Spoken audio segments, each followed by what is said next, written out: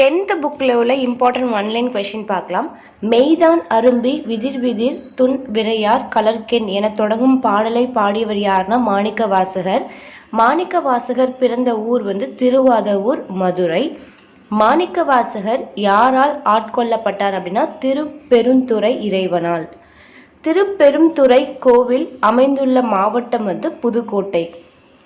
அழுது அடையடைந்த அன்பர் என்று அழைக்கப்பட்டவர் யார் அப்படின்னா மாணிக்க வாசகர். மாணிக்க வாசகர் எழுதிய நூல்கள் திருவாசகம், திருக்கோவையார். மாணிக்க வாசகர் எழுதிய திருவாசக நூல் எத்தனை பாடல்களை கொண்டது அப்படின்னா 658 பாடல்கள். திருவாசகத்தை ஆங்கிலத்தில் மொழிபெயர்த்தவர் ஜியு போப். எந்த ஆண்டு ஜியு போப் அவர்கள் திருவாசகத்தை ஆங்கிலத்தில் மொழிபெயர்த்தார்னா 1900.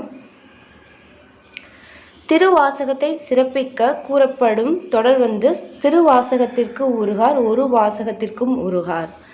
சதகம் என்பது எத்தனை பாடல்களை கொண்ட நூல் அமைப்பாகும்னா 100 பாடல்கள். மாணிக்க வாசகர் எங்கு சிவன் கோயிலை எழுப்பினார்னா திருப்பெருந்துறையில். மாணிக்க வாசகரோட காலம் 9ஆம் நூற்றாண்டு.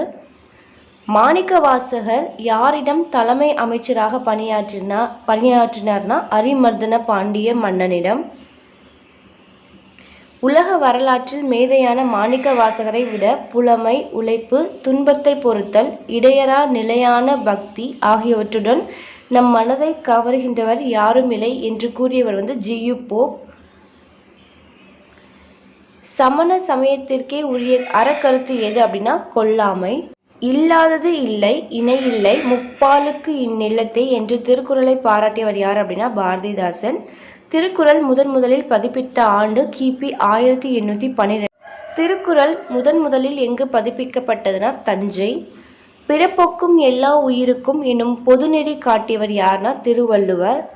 தமிழக அரசு எந்த நாளை திருவள்ளுவர் நாளாக அறிவித்து கொண்டாடி வருகிறதுனா தை திங்கள் 2ஆம் நாள். திருக்குறளை முதலில் பதிப்பித்தவர் யார் அப்படின்னா மலையத்துவசன் மகன் ஞான பிரகாசம். வணங்கி வலியொழுகி மாண்டார் சொல் கொண்டு என தொடங்கும் பாடல் இடம்பெற்றுள்ள நூல் ஏலாதி. ஏலாதி நூலின் ஆசிரியர் பெயர் யாதுன்னா கனி மேதாவியார். கனி மேதாவியார் அவர்கள் எந்த சமயத்தை சார்ந்தவர்னா சமண சமயம். கனி மேதாவியார் வாழ்ந்த காலம் கிபி 5ஆம் நூற்றாண்டு. கனி மேதாவியார் இயற்றிய வேறு நூல்கள் திணைமாலை 150.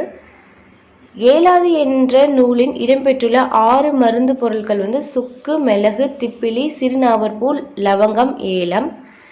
ஏலாதி நூலின் நூல் அமைப்பு யாது அப்படின்னா சிறப்பு பாயிரம், தற்சிறப்பு பாயிரம் உட்பட்ட 81 வெண்பாக்களை கொண்டது.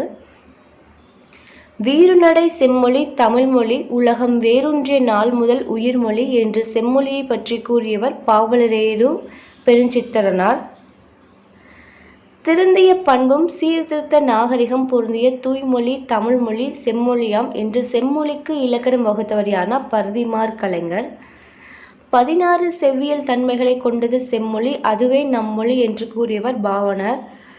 பாவனர் கூறிய 16 செவ்வியல் தன்மைகள் தொன்மை, முன்மை, நுண்மை, திண்மை, எண்மை, வன்மை, இனிமை, தனிமை, இளமை, வளமை, தாய்மை, தூய்மை, மும்மை, செம்மை, இயன்மை, வியன்மை.